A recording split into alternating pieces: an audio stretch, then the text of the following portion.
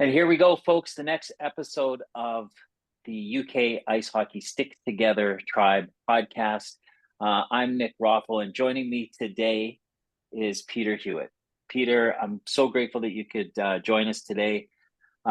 We've had a very strong connection, particularly over the last couple of months, where we've been sharing our stories an awful lot in weekly meetings, and I've got to know you really, really well. So I'm so excited that you can join us on this next episode of the Stick Together podcast. Thank you so much for joining me today, buddy. I hope you're well. I know you're a little bit knackered, right? Yeah.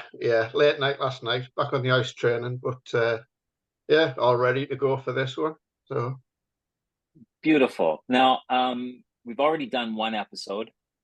So, and Ben was on that, but today he's got to fire off to a concert in London. So we've got everything recording, but I'm going to be keeping track of the time of the periods. So, so I'm going to set my clock, buddy, for 20 minutes for the first period. I'm really looking forward to this, dude. And let's do it. Let's drop the puck. Hey, what position do you play normally? Did you take a lot of face-offs? To be honest, I did play centre, but mainly I got put out on the wing because obviously being left-handed, it was one of them rarities back in them days, you know. So okay, well, you're I'm sure you can take a draw or two. Here we go. First period starts.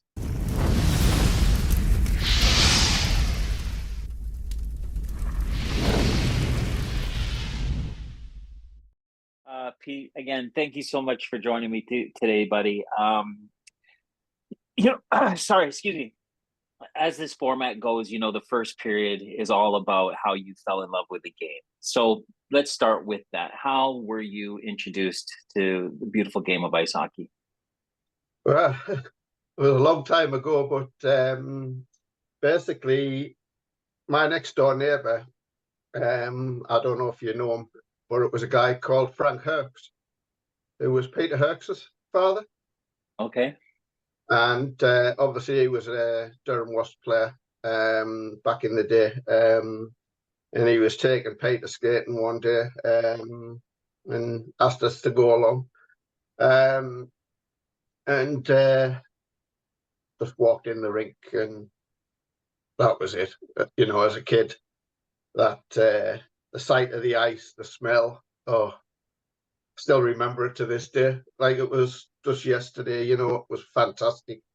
And went and got a pair of blue willies, and off we went. And I was like, oh, this is absolutely fantastic. I fell in love with it straight away. So much so, I came home and I was like, Mom, Dad, I want a pair of ice skates. And obviously it already got close to Christmas. My parents had already bought us all my Christmas presents. And he turned around and said, I'll tell you what we'll do. We'll take you down, and if you can skate, we'll get you a pair. So we'd gone in the rink, and my mum and dad bumped into Brian Cooper, and my dad quite sort of knew Brian, not really well, but he knew him. And he said, what you doing down here? He says, didn't think you come to the rink. And he says, oh, we just come down. My son wants a pair of ice skates. And we said, we'll get him a pair, obviously, if he can skate. And Brian Cooper turned around and said to him, I suggest you go in the shop. He's just a natural. And that's how my whole career just snowballed from there. Got into playing, and yeah, absolutely loved it. Mm. Is that Brian Cooper? Was that Ian and Stephen Cooper's dad? Yeah. Okay, all right. So he knows what he's looking for. He can see some talent. Oh yeah, yeah. I mean, Yeah. he straight off the bat, and to be honest, it was just one of them things where every Friday from there on in, I ended up playing truant from school. I only did 4 days of school, and Friday 2 o'clock till 9 o'clock at night, every Friday was in the rink, just practicing my skating, getting better and better, and from there on in, it was doing the puck chases after the Wasps games, getting it really involved, and then obviously started training with the junior development program at Durham, and oh, I mean, got to play with some awesome kids and all. Obviously, like Ian and Stephen Cooper, the Johnson brothers, Damien Smith, Peter Herks, John Huntley. We had a really good junior team back in them days. So yeah. Yeah. I'm glad that you mentioned the smell of the rink. It's one of the things that when I'm talking to the guys, it's one of the first things that I talk about when I went into rinks in the early days was the smell. And I don't know if people when they listen to it they go, "Come on, Nick, stop talking about the smells." But I'm glad you're the first guy. You mentioned the smells first on this podcast. Pete, what was it? What was that like? Because I know the old Durham rink is no longer there, but it used to sit next to a river, and it's iconic. It's got legendary stories. I actually I'm unfortunate. I never got to go up there or to experience the Durham rink. Tell us what it was like. Tell us some of the kind of the stories that we hear about the dog in the penalty box and like I think you've already told me some about sleeping in the cafeteria and stuff like that on training nights. So tell us some more. Well, basically, Durham, as you know, it was unique. But as unique as it was, it also had a twin, which was obviously Whitley Bay. But Durham, it was a breed of its own when it came to ice rinks. We started out with a tractor, and then eventually we ended up getting a Zamboni, which obviously wouldn't fit in the corners because of the shape of our rink. And we used to do a lot of things in Durham which benefited the home team, obviously. The dressing rooms were freezing cold. There was broken windows in there. The wind used to whistle in. The shower used to be like, I mean, the stories about the showers in there was just phenomenal. Obviously, it was like just getting dripped on by freezing cold water, and it was This is the away team absolute. changing room, right? Not the home team. Yeah, no, the wasp dressing room. It wasn't much better, to be fair, but we had a heater in there. But no, it was absolutely Baltic in that dressing room, and anyone who's played there knows exactly what I'm talking about. It's just one of them experiences. You go there, you look at it, and you say to yourself, "I've done it. I would do not want to do that again." But it was the environment of making it hostile for the opposition. Obviously the crowd getting on top of you because obviously them days you sat right on top of the ice, and the netting. We're just discussing it last night. Obviously, the advantages we used to get at Durham because a lot of people know about the clock and how famous it used to tick and not tick. We'll say if Durham were behind it at any time, but more often than not, they were in front. So the clock tend to run perfectly normal in them days, but. No, we used to have the netting tied down really tight at one end and loose at the other end, depending on which way we were shooting. But yeah, we took every advantage we got in that place. But like I say, the story's just one of a few thousand really that come out of that place. I mean, we've gone in there at 6 o'clock in the morning and there's been rats frozen on the ice and skating over like a terrain because all the condensation's dripping off the roof, Yeah. but that's what makes hockey hockey. It's Yeah. just one of them experiences we all go through. A lot of guys, like including yourself, that grew up in that Durham era. Like you say, it was really, really special. Durham produced some amazing hockey players, at that time. And this is where I guess, like, you falling in love with the game. Do you think that that period of time now is over in modern day hockey? Because there were so many like the ice rink in terms of health and safety and the standards that people have to have now today. And these are, I know it sounds really gross, the rats on the ice, but there's something about it, something so nostalgic, about the elements that we had to, or that you had to put up with while playing the game that you're slowly falling in love with. It makes the story extremely romantic. A lot of people probably listening to this think it's gross. I don't know, but I think it's kind of cool that these stories, and the dog, like I've heard stories of the dog grabbing jerseys of away players. I'm not sure if that's a myth, urban myth, or if it's true. But it certainly is kind of cool. Yeah. Well, all I'll say with regards to the dog is, if you ever seen it, you run. We've been caught in there on a night when they've let the dog in, because obviously the dog just used to have run at the stadium on a night, and it used to guard it to make sure everything was all right, obviously. And one night we were later coming out the dressing room, and lo and behold, there's the dog, and we were like, "Oh, it's true." No, which way are we going to go? And obviously it was like, run up the stands. No, don't go up the stands because we'll get trapped up there. We know what's going to happen. So it's basically jump from dressing room to dressing room or into the cupboards. And we had a lot of hardy holes like under the stands in Durham. One of my mates who actually worked there, he used to have his own little room there. And, we obviously had the skate sharpening room in there. So we tended just to jump from room to room and hide under the stands and try and get to the front door to get out. But, the stories that come out of there, you sit back and you say to yourself, right, yeah, I remember that, but yeah, the dog, he was one of his own kind. He made sure nobody misbehaved in there.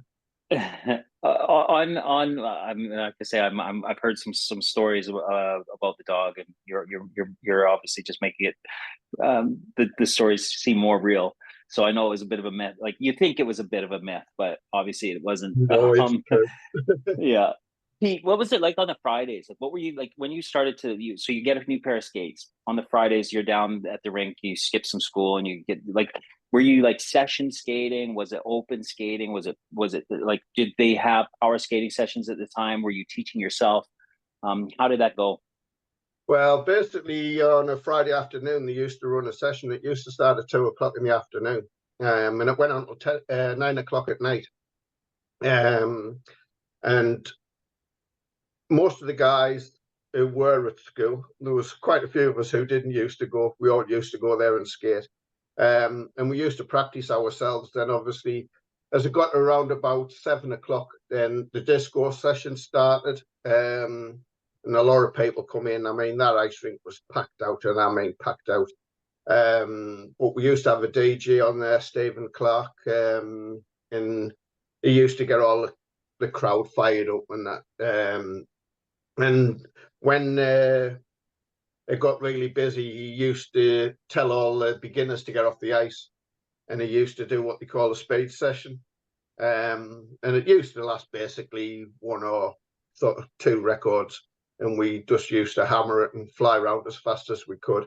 But because of the way the structure was, we just used to skate in and out of people and pretend we're just skating around people on the ice, with a puck and a stick.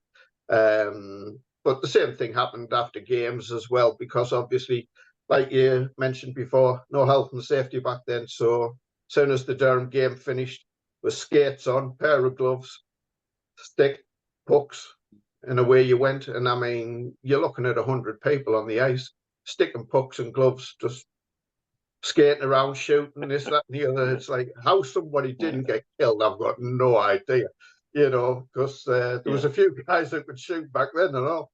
But yeah, it was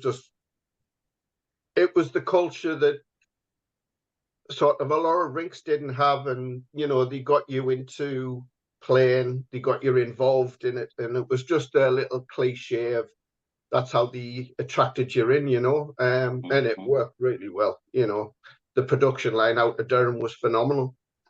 It was. And how did they get you into the production line? Like, what was your first introduction to, hey, Pete, come, we've seen you with the puck and a stick. Now strap on this equipment? Yeah, basically, obviously back then, my coaches were two legendary people of the day now, which was Brian Cooper and Peter Johnson. And Jonker says, I think it's about time you sort of get on the ice and start doing some proper training with us. And obviously, as my career progressed, these guys, they never left you. And even to this day, I mean, Brian Cooper, he only lives a couple of doors down from me mum now. And I still say Brian now. You know, bumped into Peter Johnson a couple of weeks ago at the exhibition for Durham. So, it doesn't matter how our lives diversed off, and obviously we went to various clubs, but that connection's always there. And as soon as we see each other, it's all right, hello. Back to talking about the old days straight away. You know, these guys, it didn't matter where you went, they followed your career and they made sure you were well looked after. They were always on the phone if you needed anything. It was quite unique, but obviously we got a lot of help from a lot of sort of the Durham players as well, the likes of Ivor Bennett and Rolly Barris, Hep Tyndale. They came out and they made sure a lot of players got a little bit more personal training as well. So, you were well looked after up there. It was a really good setup. It's some legendary imports too, playing up there. I think Mike O'Connor spent some time up there. Rick Brabant. Yeah. The name of quality imports that came to import into Durham is pretty cool. So Yeah. I imagine you had a chance where you got to watch the best, right?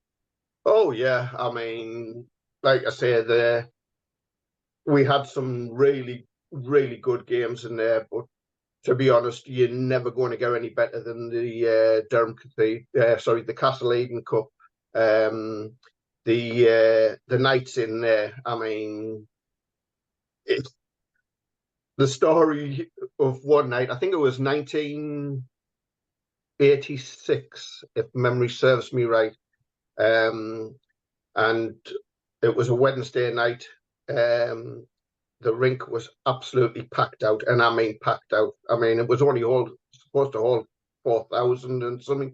Officially, there was probably about 7,000 people in the rink that night, and the fire brigade turned up, and they just looked at the crowd and went, "This needs to be shut down." And the fire officer said, "I ain't getting involved in this. Just let it get on." They knew what the crowd was like, and obviously, when you're looking back in them days, you had like obviously Billingham, Sunderland, and Whitley Bay and Durham playing there, and the crowd was just phenomenal. Some really good nights, and obviously that night was one of the better nights for the Castle Eden Cup because obviously Durham was in the final. It went to overtime, went to sudden death overtime, went to a penalty shootout, went to a sudden death penalty shootout, and I think we were in there till probably 10:30 at night. That game just went on and on, but it was fantastic. How was your rank, like your progress through the junior system? Like when did you start playing like organized games, and how did that look for you? Who were you playing with? Well, ironically, the junior setup at the time, we took one trip. I think we went somewhere in Scotland. I think it was Glasgow, maybe Murrayfield actually, and we didn't have team buses back then. Peter Johnson used to chuck us in on the back of a truck, and we just used to lie on our kit bags and get chauffeured up there. And then we'd gone up there to play a game. Obviously, like I say, we had quite a good team there. But that was when I ran into what I would say is probably one of the best products that come out of our country, which was Mr. Hand. We were playing against him in juniors. But back then it didn't matter what rink you went to. There were some good players around, And obviously with the 3 import rule, the British talent sort of came to the top. Obviously, once the more imports started coming in, you could see the way hockey was going to sort of diverse off. And it was only going to be Canadians and Europeans who was going to sort of progress, and the juniors sort of got left behind at that point. But no, our junior development was phenomenal. You know, we went through the ranks, obviously playing with the Mosquitoes. I think we went about 7 years undefeated. You know, it was phenomenal. But like I say, you look at the talent we had with the Coopers, the Johnsons. We had some good goalies. You know, Foster, who went on to play for the Wasps as well. But the production line never ever stopped, you know.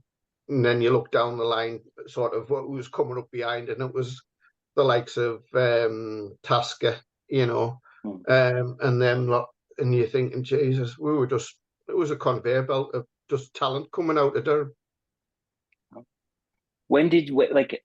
So what I like to find out in you is like the joy of being in the rink in those early days and just kind of having fun with hockey, to getting involved in organized hockey and having some great coaches. When was it in you? When did the spark happen? It was like, oh, I want to do this for a career or for a lot longer, and see how far I can go in the game. To be honest, that first day when I stepped on the ice, I knew this is where I belong. And this is where I say the smell of that rink, it just had a connection with me straight away. I don't know how, I don't know what, but it was just one of them things as this is my place, I belong here. You know, I couldn't shake it. Every opportunity I had, I was at the rink. I would never miss an opportunity to go. It even got so bad that my parents were going on holiday when I was around about 13, 14. I wasn't going. I just wanted to go to the rink. I couldn't leave the rink. I was hooked, but falling in love, like I say, was the moment I walked through that door and I seen the pad, and I looked around and I thought, wow, and as a small kid, it looked even bigger. I mean, Durham wasn't exactly small either. So, it was just, it's that unreal connection you get, and you don't understand. It's like, I suppose, meeting your favorite girl and this, that, and the other, but to me, I just fell in love with the rink, and that was it for me. Obviously, my progression into the juniors, it was just a product of moving down the relationship. It was just one of them things which was a natural progression for me. But I always, even from them days, I was quite analytical of the game, and I looked into a lot of the coaching aspect of it, but we'll get onto that a bit later, I'm sure. But no, that love, straight away, it takes you that split second, and that was it for me. What a way to end the first period, buddy. What a way to end the first period. Have an intermission break here.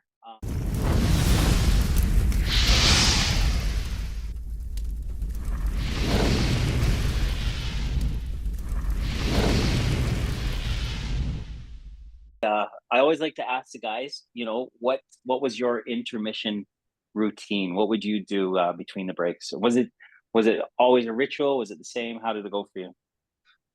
Well, as you know, being a hockey player, very superstitious.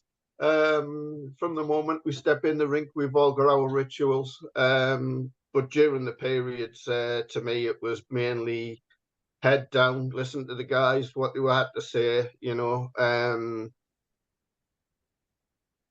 sort of towel over the head, focusing on what's coming up the next period, getting myself ready for it, basically. I would never sort of undo any parts of my equipment apart from my helmet. My helmet used to come off, but now it was just sitting there, head down, thinking about the next 20, really. You're one of the guys. Well, I'm not getting against what everybody else says, but it's a nice routine, buddy. It's a nice routine.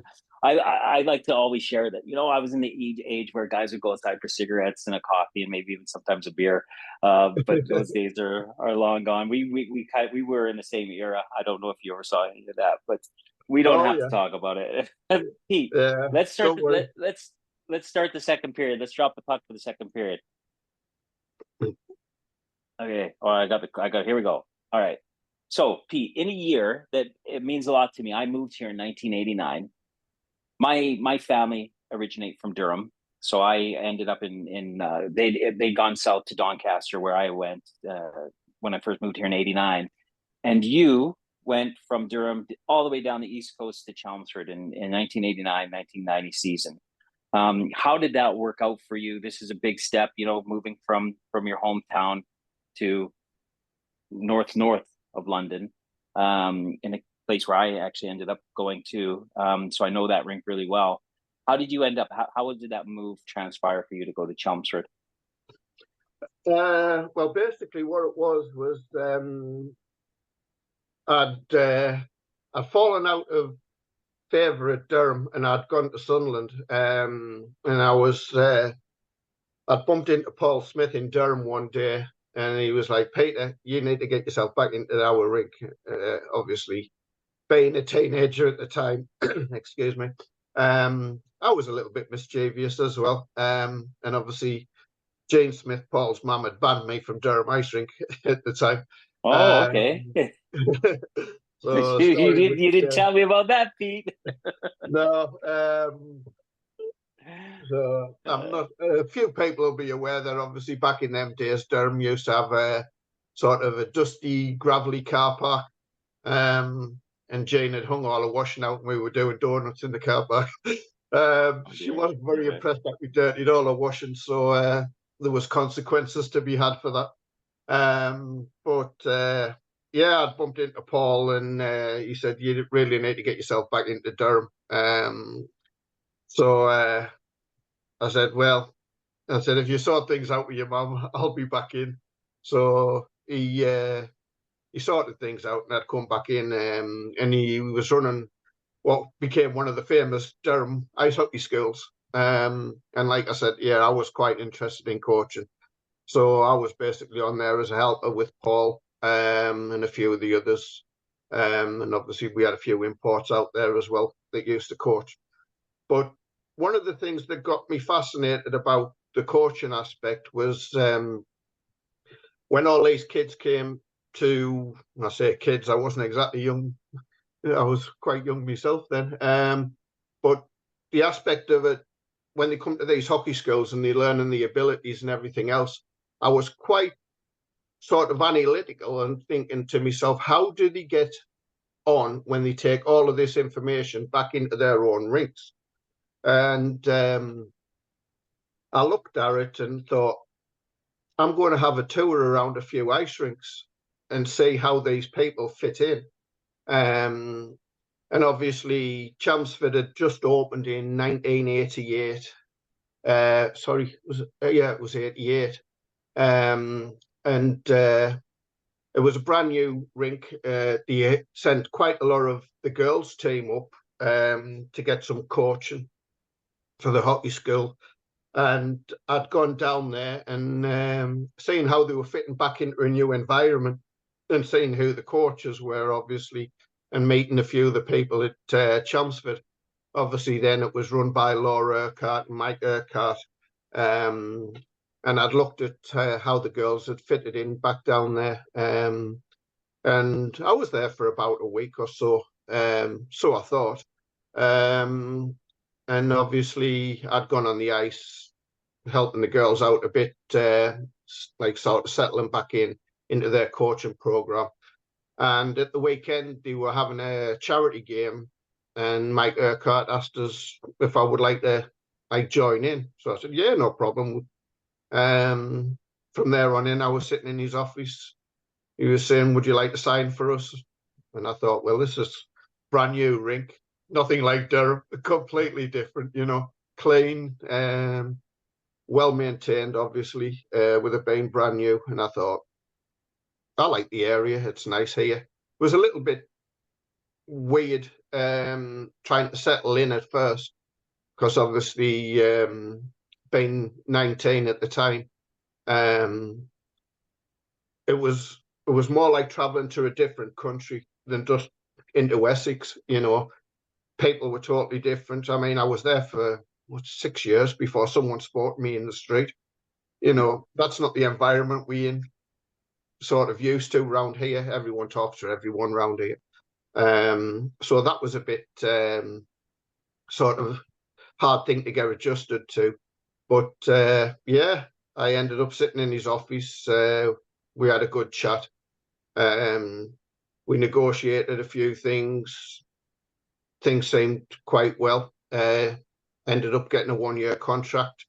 The year after that, I ended up with a 2-year contract, and so on and so on. And I was there for 20 years. So it just rolled on, went through the ranks, and one of the best moves I ever made. I mean, obviously, there was a lot of rumours what was going to happen with Durham anyway. And we sort of had an inkling there was something on the horizon. So, yeah, it was a good move for me personally. But a lot of Durham people ended up moving away as well. Yeah.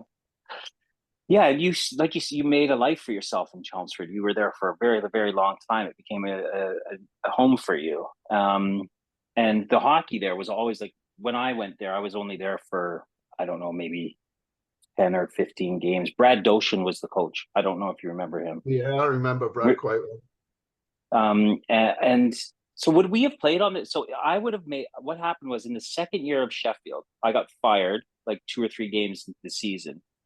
And they pinged me down to Chelmsford, and I really enjoyed it there. I was playing with some good hockey players, and it was just I think the imports would have been Rick Smith, Carl Goebbels, and Mark Hazelhurst would have been there, and Mark Dowd was in net. Mark Dowd, I always get the Dowds. Yeah, Mark Dowd was in net, and I think Barry. I don't know if Barry was there. Barry Aisbit. But it was a good hockey team, and I really enjoyed my time there. Eventually, like they had to do some trimming of the budget there, and I got cut. But I always remember Chelmsford being very, very well organized. Like you say, like it's not a huge rink; it's got a good ice sheet, but in terms of the fans and stuff like that, it was a great place to play. And I imagine for you, Chelmsford, like, when I say North London, I know where Chelmsford is. It's Essex, but it's still in the commuter belt of London area. You know what I mean? Yeah. So it was pretty cool place for you to live. What was it like? I don't want to say 20 years is pretty hard for you to explain, but your career in Chelmsford was, like you say, you never went anywhere else. It became home for you. Yeah. And you played on some very, very successful teams with some great hockey players. Oh yeah, I mean, like you say, you mentioned a few there. Rick Smith, Cargo Bell.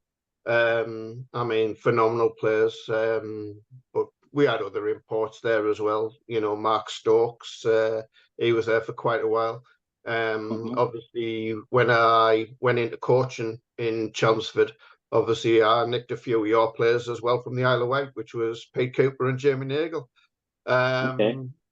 They came over for a good couple of years, became very good friends with them, actually. They were great lads to work with, but yeah, throughout the years, we've had some great players there. Andy Hanna was another one, do you remember Carl Rogers?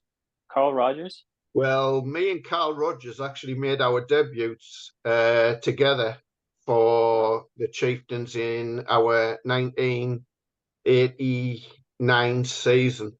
That was the first year we were sponsored by Molson Canadian, and our debut was away at Sheffield. This was before the new arena had opened up. I think they were called, what was it, Sheffield Sabres then? Sabres, yeah. So me and Carl Rogers made our debut together, and we played a lot of hockey together, over the years, and still keep in touch with them to this day, as do I do with most people in Chelmsford. Obviously, I spent quite a lot of my time there, and I really did enjoy it down there. It was a beautiful place to live. It's it's quite hard to explain to people, it's only down the road, so to speak, a few 100 miles away, but the weather is so different.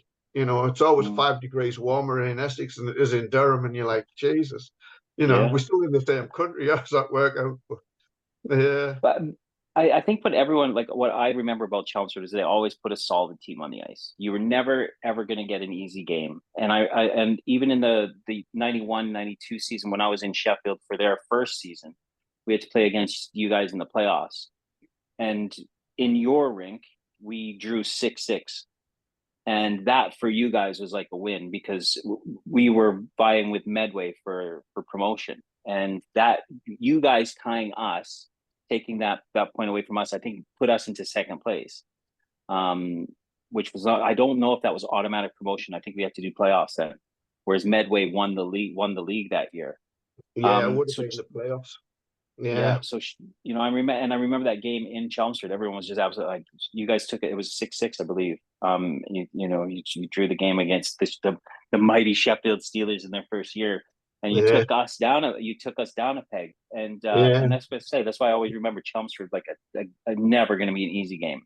yeah. Well, I remember quite fondly, obviously, the first year the arena opened for the Steelers, and that was another sort of good game. But we always tend to have good games with Sheffield, Hmm. But we'd gone to the arena for the first game, or the first official game, I should say. Um, and obviously stepping on the ice in Sheffield Arena, I was like, Jesus Christ, we've just Yeah, gone from like our home crowd, which was like 1,200 to 10,000 people. yeah, And obviously, I scored the first goal in the Sheffield Arena, um, which is something I was quite pleased about. But hearing that wave of noise coming from like 10,000 people, you're like, Jesus Christ, this is something different. I mean, you could tell hockey was changing then as well. mm, But yeah, that game finished 3-3 as well.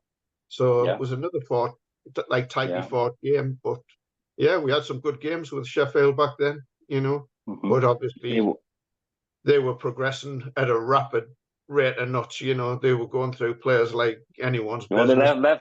they left me behind pretty quick. uh, I thought it would have been a fairly solid third or fourth line player there, and then I pissed Ronnie Wood off, and he's like he wanted to take his bad day out on me, and you're yeah, fired right in front of everybody. I think he was trying to pull one of those like power moves. I don't know. yeah, I still think it was pretty shitty move by him. But anyway, yeah, uh, I'm pretty happy with the way my career turned out. Although it would have been interesting to see if I could have played a few more seasons with Sheffield.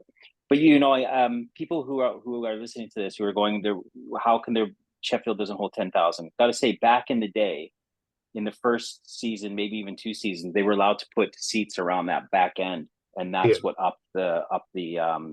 And they're not allowed to do it. And that's, I think they had the largest crowd there of like their largest ever crowds were 10 and a half, 10-8, I think, yeah. back in those days because they were allowed to put seats back there. And it was just what an atmosphere to play Well, either it whatever was team you were. It was pretty absolutely incredible. incredible. I mean, obviously, the only time we ever experienced anything like that was obviously the Wembley weekends. Yeah, Um, but going to an arena where it's just one team, not the fans of like 4 or 5 teams, you think, yeah, Jesus, what is going on? It yeah, was a big eye opener for obviously the way hockey was changing. mm, Um, the ultimate question is, was it for the good or not? I don't entirely know. I mean, to me, the hockey yeah, in the Heineken era will never be surpassed as far as I'm concerned. mm, But you look at it now and you think, was it the downfall of the British development program? Because obviously this is where a lot of the imports started coming into the country. So I look at it with a sort of mixed yeah. revelation.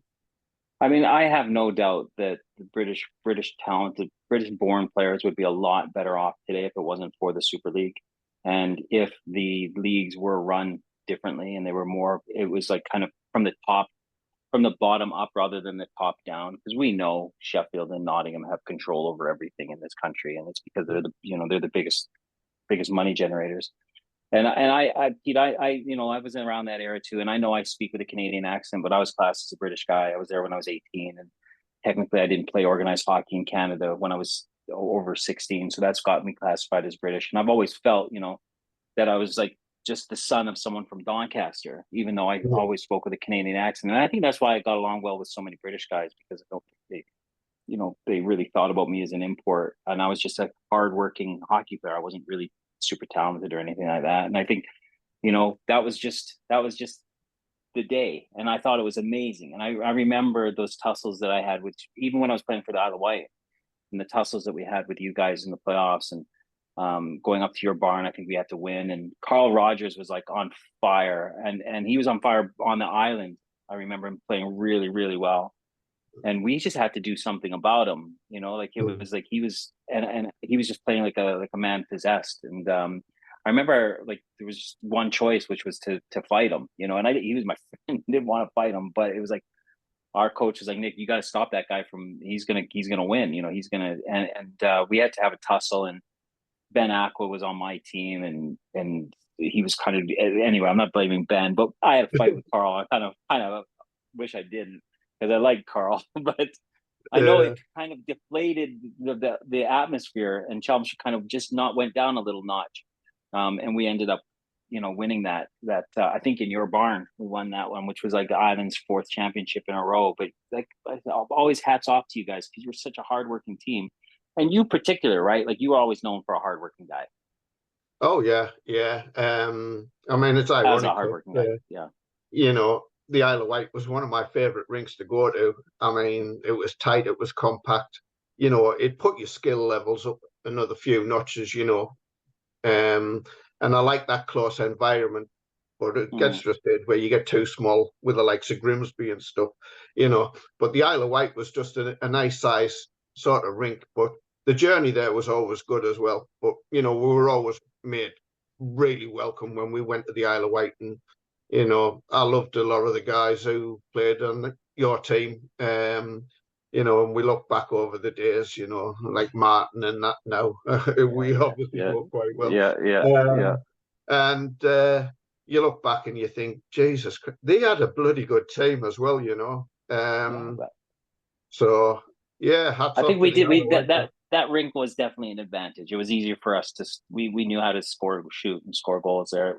And it was Yeah, unfair with it. The changing rooms were small, and we definitely had a home rink advantage. But yeah, I think there were. We talk about it like, we're pretty old now, and we look back at this time in hockey as like this kind of, because we weren't playing in that top league. It was like second, third division, I think, at the time, and but it was fun, and the memories you hear of these guys, and you know, uh, just these connections, these bonds, these stories that we can tell. Everyone talks about it as being like, I don't use the word golden age, but a very, very fond age in hockey was those two or three leagues down. Like, I know that you had the Super League, and um, before the Super League, what was it called? It was called the Premier Heineken Premiership, right?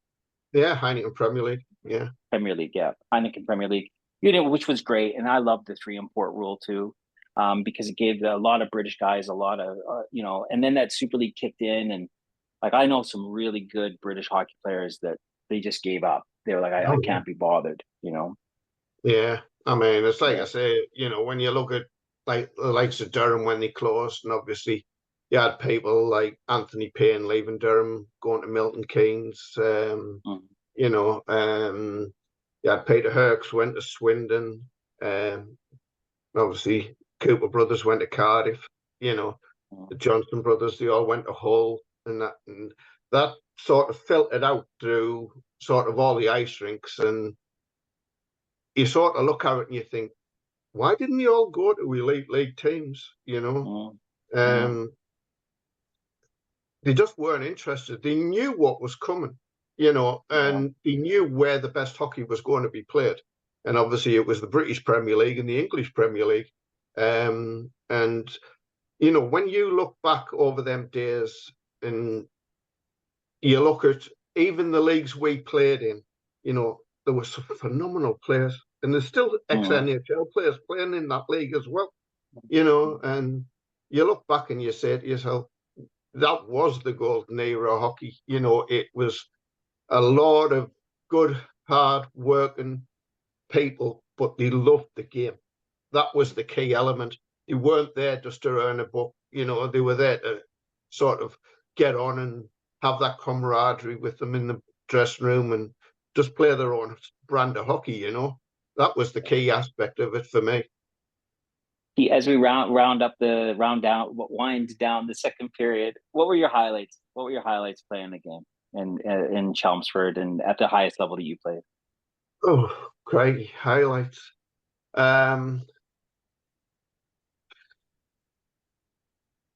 there's there's a lot of good games we've had where you look at things, and obviously our rivalry with Romford, that was one of the big ones, playing in the Essex Trophy, and obviously winning that. There were some good times because obviously we had, I mean, obviously Romford Chelmsford's only like 25 minutes apart.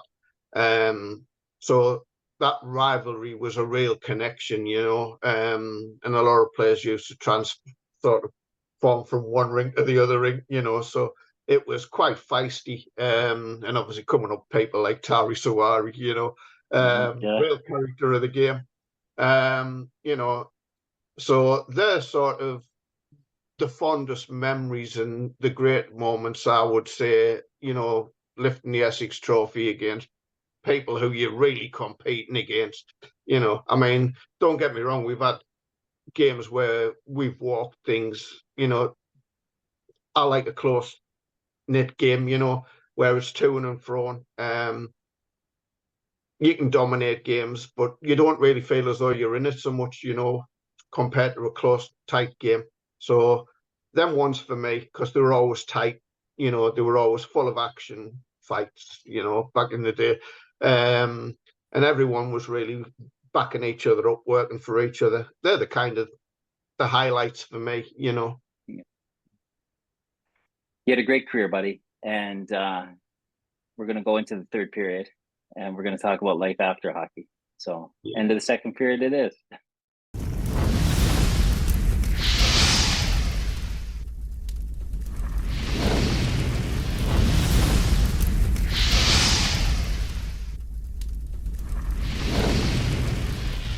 Let's go straight into the third, Pete. Hold on 2 seconds and drop the puck.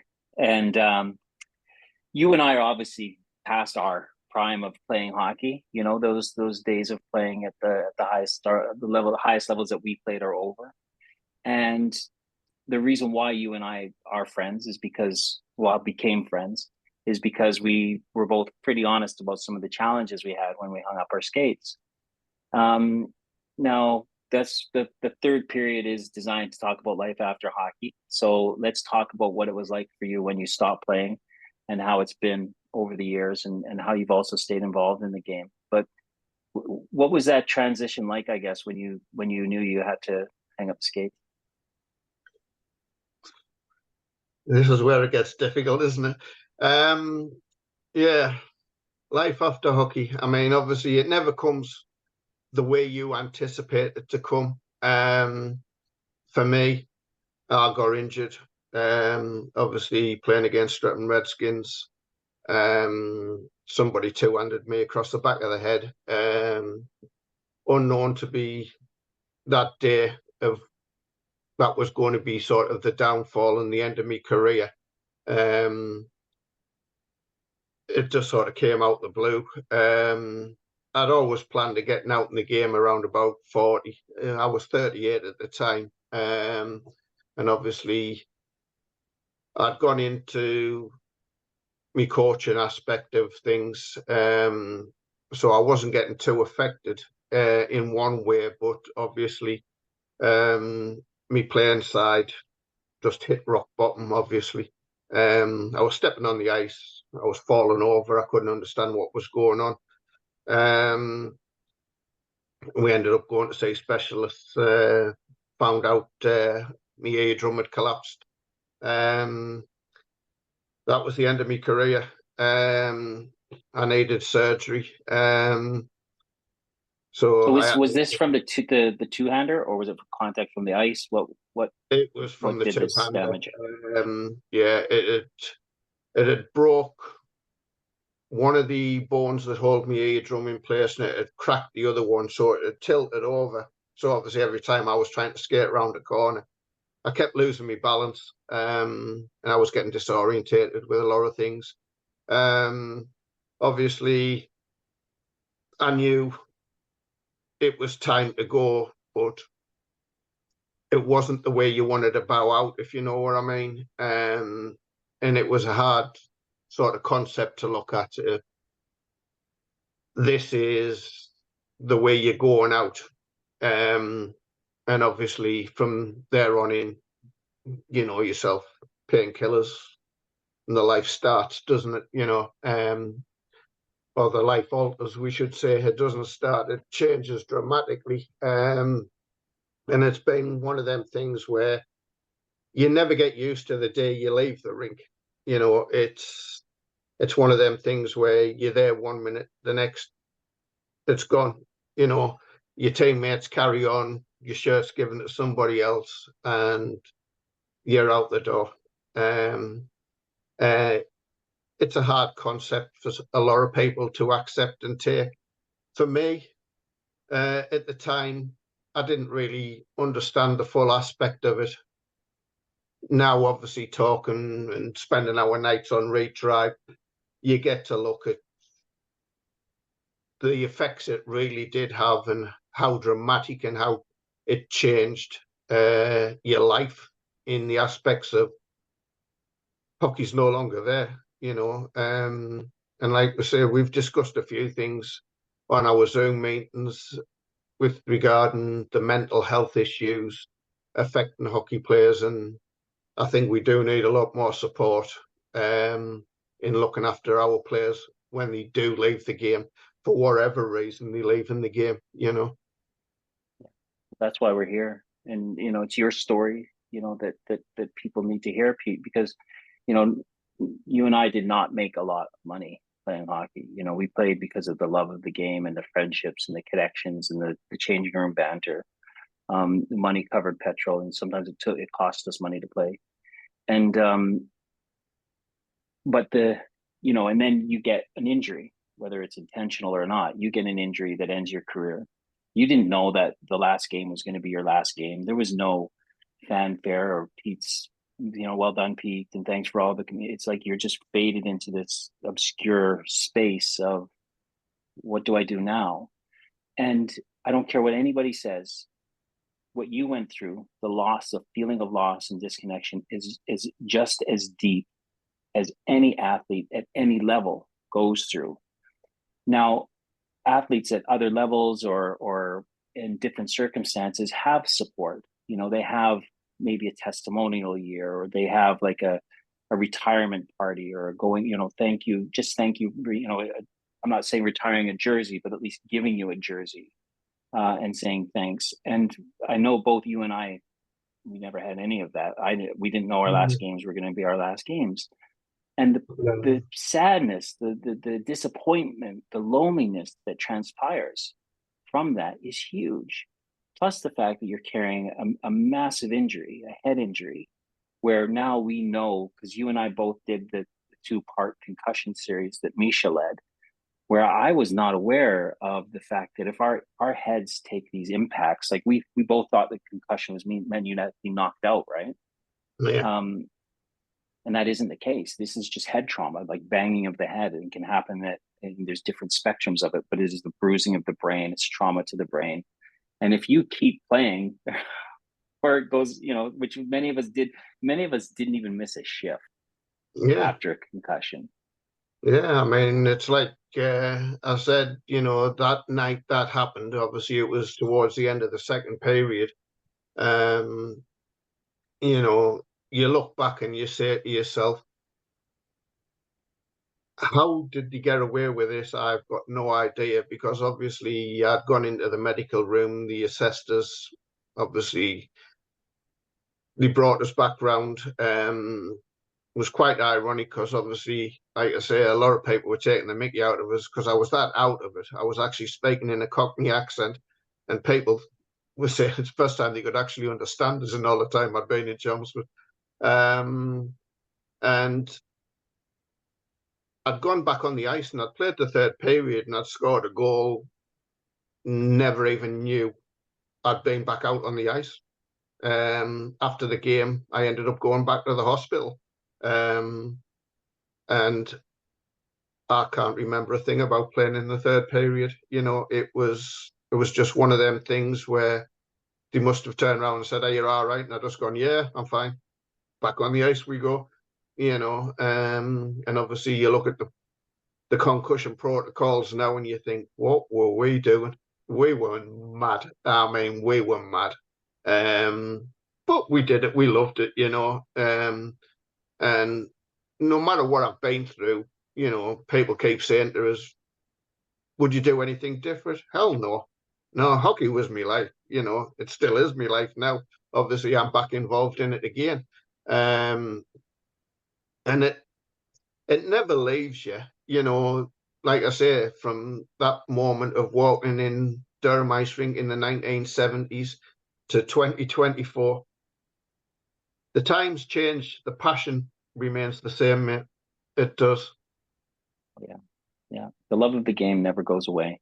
It gets No. blocked sometimes and clouded by, I don't want to, but use words like loneliness and loss of purpose and just that kind of disconnect that we feel. And that coupled with, injuries or, other circumstances, like I had no one around me, to keep an eye on me. I could just do what I wanted. And like you said, we always put on a brave face.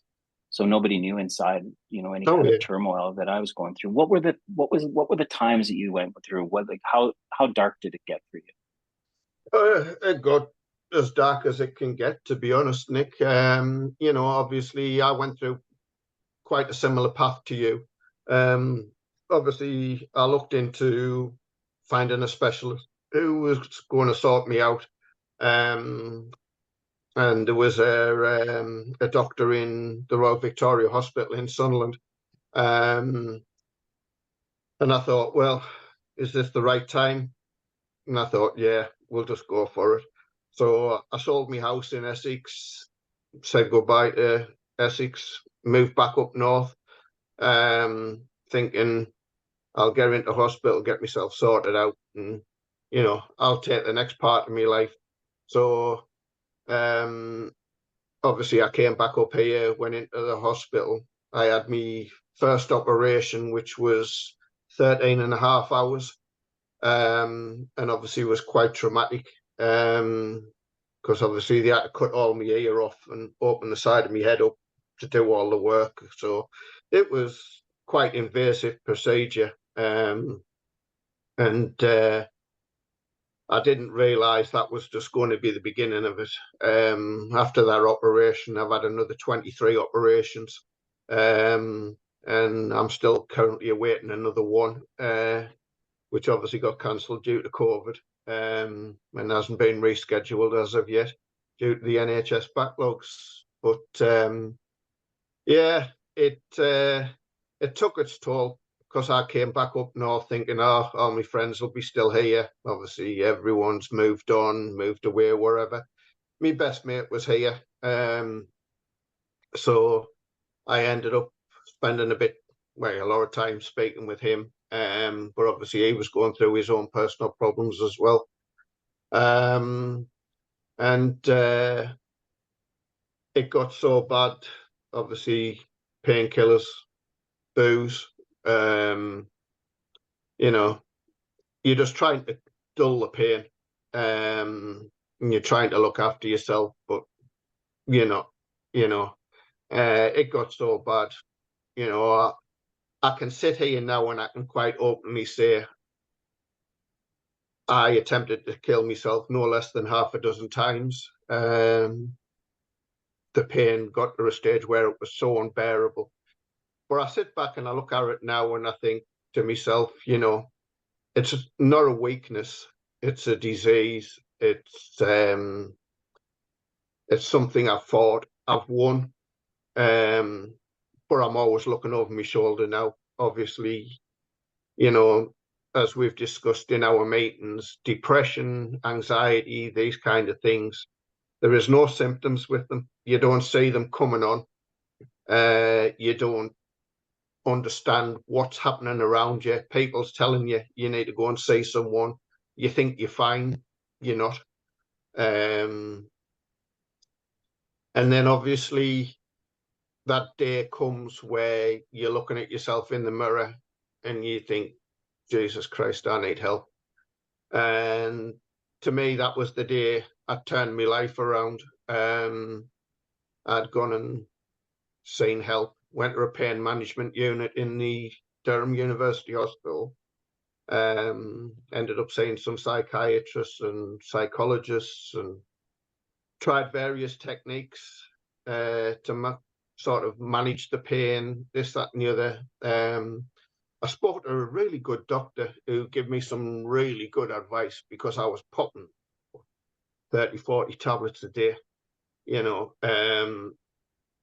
and he told me how to get off painkillers, how to manage my symptoms. And it's all about like the oscillation of spikes. And when you feel yourself at the bottom and you feel yourself coming up, obviously start taking a tablet so the peaks don't get so high and then the lows don't get so low. So you start flattening that line out. And I took everything he told us on board. And I did start to come off the medication. You know, and you look back now and you think there's certain moments in life where you think, yeah, that really helped. And that was one of the big ones for me, you know. But again, it's life experiences, isn't it? You know. Do you like put any one particular moment as being the starting point of this, or was it a combination of the injury, the way the career ends, the moving back up north, the disconnection? Is it a perfect storm, or would you put one thing as what you would say was the root of, you know, the challenging times that you faced? If I look back over the various aspects of things now, I can say, you know, did my hockey career end the way it wanted? No. Was I upset about it? Extremely. You know, we all want to bow out of the game gracefully, not sort of limping out of it. Moving back home, was it the right thing to do? Yes, definitely. I needed help. I needed my family around me. Obviously, they didn't know what I was going through. But would I get in the same network support in Essex? I'm not so sure. You know, I distanced myself from the rink, obviously, after the injury. You know, they say about becoming a recluse and becoming a prisoner in your own four walls of where you live. I understand what that concept means now, because obviously, you know, going from playing in front of 1,000 or so people every game to the highs of playing in front of 10,000 in Sheffield to sitting in your own house with no one to talk to. You don't go out, you know, these things, they do all create that perfect storm, as you say. But I look at things and I say to myself, was it the hockey? Was it the injury? I still can't put a total scenario on why it manifested itself the way it did, you know, and obviously putting my coach head back on and being very analytical of things, you look at all these things and you say, well, I've got to get to the root of it. But as you know, you have what we call black spots. And there's part of my memories which are so horrific, I can't recall anything. No matter how much I tried to find that pathway in the brain to say, what actually happened in this moment? Was it a figment? Was it real? these things are hard to sort of access in the mind. Whether it's a protection aspect of you don't really want to go in there, and the door's locked for a reason. These are the things I've sort of left it alone, and not really looked into it, and just accepted it. And the acceptance part has been one of them things that helped me get through it now. Obviously, I look at other people's stories like yours, Mark Twait's, our paths are so similar in the way our hockey careers ended, but the way we all seem to follow the same line. It's a very reminiscent story of when we listen to all our other friends talking, and especially Mark's, because the way he got injured as well, and all the turmoil he'd gone through with Sheffield. And you think, this guy's reading my book. Is this my story he's reading? But it's just I the way think it's happened. Well, I think essentially hockey players are very tough guys, right? And they'll never want to let anybody know that they're hurt. The lessons that are coming from this is that what someone might think is being an innocuous hit, a two-hander to the head, has led for you to be still recovering, 20 years later, where you've had 20 odd surgeries and you're waiting for more from a we'll just say a hockey play, right? Where you cracked your skull because someone hit you in the head with a stick, whether it was penalized or not. This is a fact. This is what happened to you. And your story has led to surgeries and painkillers and substance use and alcohol use. And you can put that as a direct result of an injury that went unnoticed, because partially we don't want people to know, but then you are going to doctors. But Streatham and Chelmsford, which were the two teams that you were playing against. Streatham, you were playing for, none of them have stepped up or said anything or done anything, because this is what's happened to countless dozens of hockey players over the 30 years that I've seen hockey in the UK, is guys getting injured, guys not being insured, guys leaving teams, maybe they were insured, but no one's stepping up and saying, this guy had an injury, let's look after him. There's been no aftercare. There's no aftercare when a guy ends his career or gets hurt or leaves a team. There's no thought for it. And this is why we've set this Stick Together tribe up, is so that we can start looking after one another. If the league and teams aren't going to do it, then we as players and ex-players are going to have to start doing it, which is looking after each other. And we've started it, Pete, and I admire you so much, brother, because of where you played, how you played, and the connections that we've made, both of us, in our challenges, over the years, and how you are so stoic and determined, and you don't point fingers, you don't do the blame game, you just get on with it, and you try to help others through your story. And now getting back on the ice as a coach and taking the precautionary needs that are recommended to you by one of the best sports psychologists around, in Misha Jarvis, to start to protect your players, which I think is absolutely phenomenal. Yeah, like I say, we all get back to a stage where, we say life after hockey. There's no such thing as life after hockey, really, because we all still get involved in it somewhere along the line. Even if it's just jumping on the ice to help out at a hockey school. I know you've been on in Prague doing a bit of coaching yourself. To me, the RAF Blackhawks, who play out of Billingham, they were looking for a coach. Obviously, they came and approached me and said, like, would you like to come and coach us? I snapped at the opportunity. I've got a bunch of good guys and girls. They're enjoying the hockey. Things have been progressing really well. And for me, getting back on the ice and being back in the dressing room, these are the key bits: the dressing room, the camaraderie with the guys and girls. These are the elements of what the players they need. And just to be back in the environment where I'm not sitting in a house on my own, I'm being back in the building. We've got all these people around us, so we tend to have that support network where the players, we all look out for each other, you know. And these are the good aspects of, you know, you look at hockey and it's like I say, it doesn't matter who you played for, whether we were adversaries in the past. The guys you meet through your life, they become your family, you know, and hockey family is for life, you know. It doesn't matter who you played for. And you look at the connections people still have to this day, you know, like the Rick Rabant, who we mentioned earlier on, you know, still talk to him on Facebook, you know.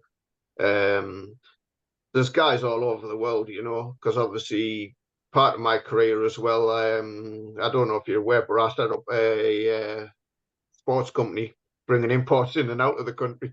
Yeah, I met a guy in Sweden. We set that up and looking at getting college kids over to the UK, getting them into the elite leagues and that kind of stuff. So, yeah, it's one of these things where you just build that community and it gets stronger and stronger. And as we say, you know, you've got to look, in the words we use, that retribe. And we've now found a new tribe to be with. Life moves on again. We keep going. Put a smile on our face. What a way to end the third period, buddy. What a way to end the third period. I'm going to take a deep breath and we're going to have an overtime. Won't be long. Well, as long as you want it to be. But Pete, thank you, man. Thank you for all of your honesty. But in all of that, there was something that you said. So let's go to overtime. I'm not going to start the clock. We'll just be as long as it is. There was a moment when you said you looked in the mirror after being in some really dark places. You looked in the mirror. I want to ask you two questions. What did you see?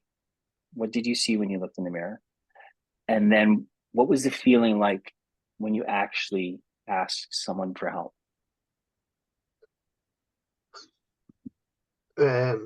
Well, I was actually standing in front of the mirror and I actually had a pair of scissors in my hand. And something just triggered in my brain. And I just looked at the scissors and I just dropped them in the sink. And thought, Jesus Christ, I need help here. I know what I was going to do. And I don't know if it was just a reflection of seeing myself and thinking how easy this was to complete a task, we'll say. It was quite an eye-opener. If I wasn't in front of a mirror and perhaps I couldn't see myself, things might have been a lot different. But obviously that was sort of the wake-up call I needed, and it gave us that trigger. I ended up breaking down quite badly after that. And, you know, the emotions come flooding out. It was one of them things where I'd gone down, I'd seen me mum, I'd said, look, I'm in big trouble. And she's like, why, what have you done? Have you killed somebody or what? I'm like, no, not like that. It's just, and I sat down and I basically sobbed and told her everything that had been going on. She was in so much shock. She didn't even realize what I was going through. You know, it's like I say, we wear a mask. We don't let anybody in. We don't let people see what we're going through. From there on in, she made an appointment to see the doctor. We explained to the doctor everything I'd been through. The NHS were brilliant. To be fair, they took us in within 48 hours. Speaking with a psychologist. We tried a few various techniques. Some worked, some didn't. You know, we've all got to find our own path of what's good. Obviously, I was trying to getting to do a bit of meditation and stuff, but obviously the hard concept of trying to do meditation when you can't hear, you know, and you've got this soft music going on and you've got these instructions coming through, and I'm like, can you turn it up? It didn't get the aspect for me of sort of meditation wasn't about cranking the music up so I can hear it, you know, and follow the instructions. It's supposed to be soothing, but you can't hear it. And I was having a lot of issues with that kind of stuff, so I had to go down different paths. We looked at sort of various mind techniques, and that what we've discussed on the Zoom meetings we've had. And one of the ones that really sort of triggered me mind was just sitting there, closing your eyes, thinking about the happiest days of your life and pitching yourself back in them and transposing these images into your mind of how things used to be, and getting these messages to come through to you to say, this is the way I want my life to be again, you know. So I looked at various techniques. Like I say, if anyone's going through anything like this, then obviously do get help, you know. Look at these things you need. Some might work for you, some might not. The key aspect is do not give up on it, you know. Just find that one that's going to help you. I remember sitting there picturing myself going to Vegas with my family, one of the best times I'd had. You know, but you try not to make it too stressful. So you picture yourself just arriving in Vegas, so you're not going through all the airport stuff, you know, and relaying them memories back and childhood memories of being in the rink and stuff, you know. And them kind of techniques, they work pretty well for me. I was a bit skeptical at first, like everybody is, you know, we try all these things, but yeah, there were the key aspects of sort of where I'd gone, and sort of looked at myself and thought, I need help. Got the help I needed. Obviously, it's still an ongoing process as far as I'm concerned, because when you've been through what we've been through, you know, you're always looking over your shoulder. You know, we've coined that phrase in hockey of head on a swivel. And my head's always on a swivel now, because I'm looking for the dark cloud, making sure it's not creeping up on me. And these are the things we sort of guard ourselves against now to keep ourselves right. But yeah, it's a good process to keep yourself sort of on track, if you know what I mean. I do, buddy. And you know, we're keeping ourselves on track by keep doing what we're doing, which is showing up, supporting one another, and then there's always solutions and suggestions to make sure that those clouds will come, but to make sure that they don't get a hold of us and we don't go down those dark paths anymore, and that we support each other. And this is why, you know, like I said, this is why we're doing what we're doing. Like, you and I are never going to go into the Hockey Hall of Fame for what we did on the ice. You know, we're a couple of average guys who just loved playing the game. And we are the majority, because everyone thinks of, like, you know, you had to have played at the elite league level for 10 years and played for GB for 10 years and got 100 caps to be able to have some kind of weight in your story. It has to be of like what you accomplished on the ice to kind of be taken seriously, along with any challenges that you may have had off of the ice. Whereas, like, the majority of us, we just played the game because we loved it. We may have Yeah. got some petrol money and a little bit of extra money to buy something, but we played the game because we loved it. And the systems that we played in back then, and they haven't gotten much better. We're not there to support anybody who left the game under any other circumstances where they're going to lose that.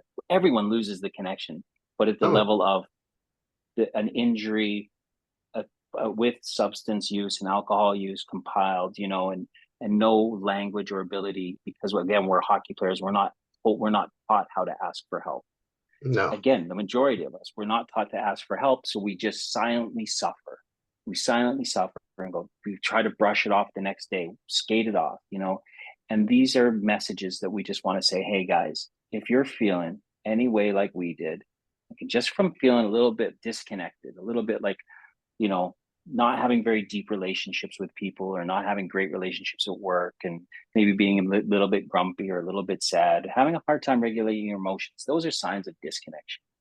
And the solution for that is connection, which is what we're doing. And dude, I am so proud of you, man. Like I look forward to our talks every week. Your story it's not only inspirational for others, but for me. Like I say, the way you put on that hard hat and you go to work and you do what you need to do. I truly do admire you, Pete. Thank you so much for everything you said today. Thank you, Nick. Thanks everybody. Another episode of Retribes Stick Together podcast. One that I'm pretty emotional about right now, actually, Pete. So I'm going to stop the recording and we can have a little chat. But thanks everybody for joining us.